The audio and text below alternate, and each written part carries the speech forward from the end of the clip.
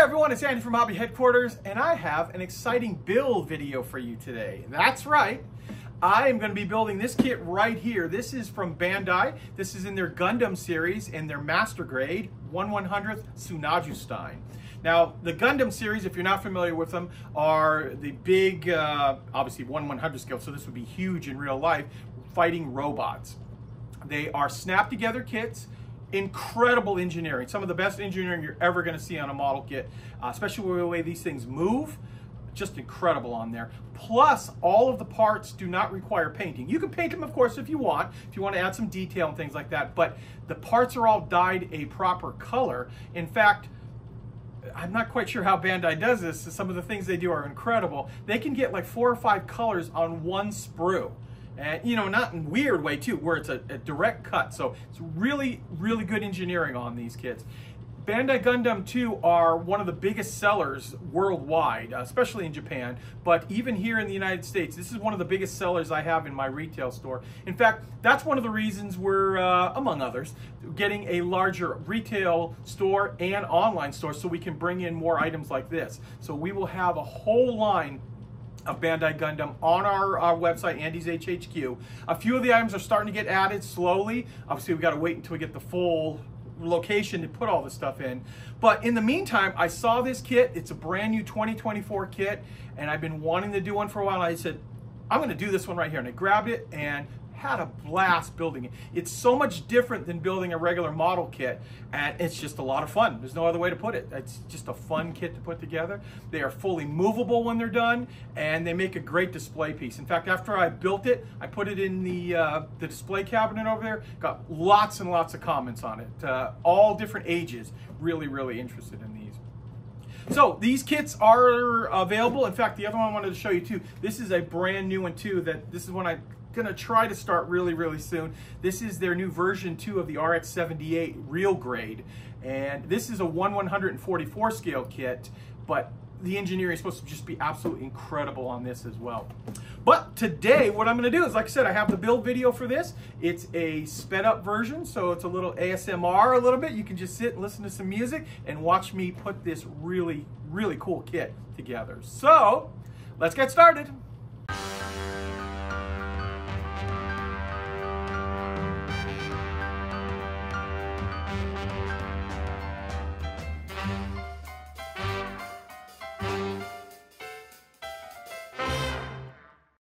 Okay, here it is. Here is my big jump back into building Gundams. I haven't built one in quite a while. I used to build them with my sons when they were younger, and I always had a fun time with it, and kind of jumping into a big one to start off with. So this is a 1/100 scale Master Grade, and as you can see here, some pretty cool looking box art.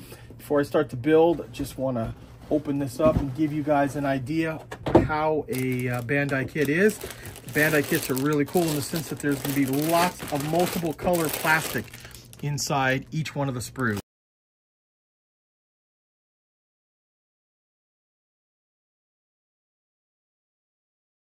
You can see by all the colors inside, you can actually go ahead and leave it just the way it is. So let's go and start building.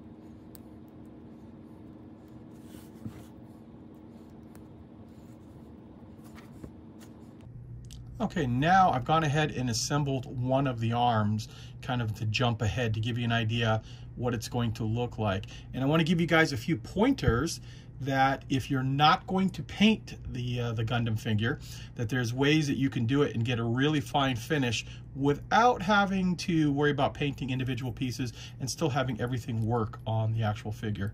So like in this case, the arm opens up, closes. First thing what I'm going to recommend doing is when you have your armor plates or the plates, any of the pieces that are going to be on the outside and are really visible to anyone looking at it, I'm going to recommend getting a really good pair of nippers. Now these are the ones I use right here.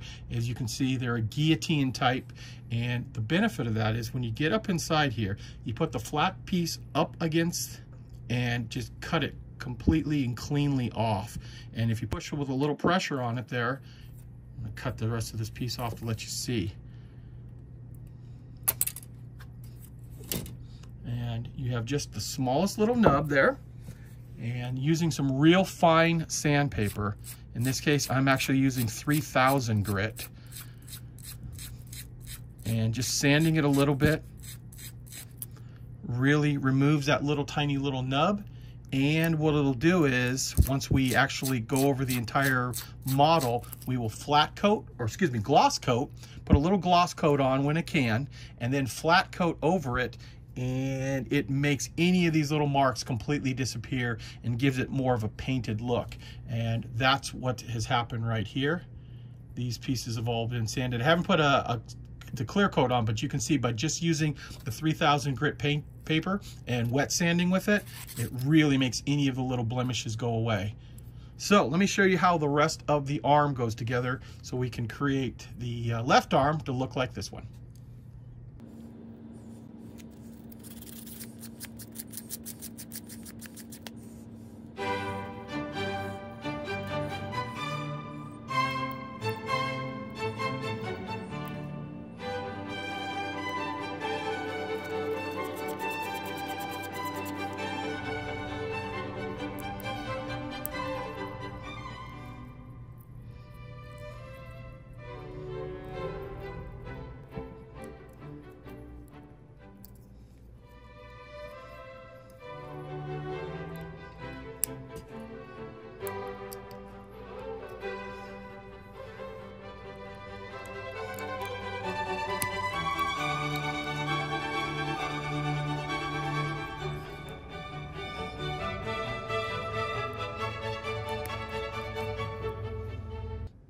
Okay, now the only other thing we have to do is put the hand on, and the hand is quite a remarkable piece. It comes molded as one piece that's attached on here, and somehow they've molded ball joints inside here that actually work. So if you see right here, I just bent that finger and the tip of the finger because it works that way. So carefully now, because it is pretty small and fragile. So first thing we need to do is we'll lock the ball joint into place here. It's got its own little pivot. And then working carefully, we want to bend the fingers in their correct shape. And then once you do, you will have a movable hand with each one of the fingers able to move.